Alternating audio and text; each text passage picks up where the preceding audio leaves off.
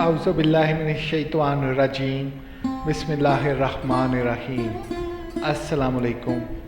आज जो हम ख्वाब के बारे में जानेंगे वो हज़रत आयशा सिद्दीक़ा का सच्चा ख्वाब है जो बाद में सच हो गया, और इस तरह से वो जो ख्वाब था जिसमें उन्होंने चाँद को अपने हुजरे में देखा था वो सच साबित हो गया। वो ख्वाब कुछ यूँ था: चाँद मेरे हुजरे में। मौता इमाम मालिक में बेटी बिन सईद से रवायत है कि हज़रत आयशा सिद्दीक़ा ने इरशाद फरमाया, मैंने ख्वाब में देखा कि 3 चाँद मेरे हुजरे में गिरे हैं। मैंने अपने ख्वाब का तज़किरा अपने वालिद मोहतरम हज़रत अबू बकर सिद्दीक़ से किया। तबक़ात इब्न साद की रवायत है कि हज़रत अबू बकर सिद्दीक़ ने पूछा, तुमने इस ख्वाब की ताबीर क्या की है?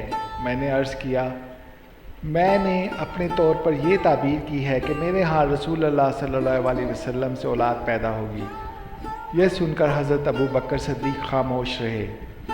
फिर जब रसूल अकरम का इंतकाल हो गया और आप हज़रत आयशा सिद्दीक़ा के हुजरे में दफन किए गए तो हज़रत अबू बकर ने ख्वाब की ताबीर के तौर पर फरमाया, तुम्हारे एक चाँद ये हैं और बकिया दोनों चाँदों से बेहतर हैं।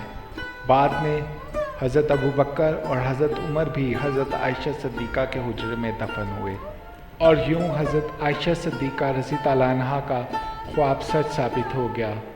उनके 3 चाँद उनके हुजरे में दफन हो गए। अल्लाह ताला हमें भी काश ऐसी मौत और ऐसी जगह नसीब करता जहाँ पर हम दफन हो पाते, लेकिन हमारी इतनी किस्मत कहाँ। तो अल्लाह ताला से दुआ है कि हमें ईमान की मौत नसीब फरमाए, और अगर किस्मत में हो तो किसी ऐसी ही पाक जगह पर दफनाना भी नसीब हो। आमीन या रब्बुल आलमीन।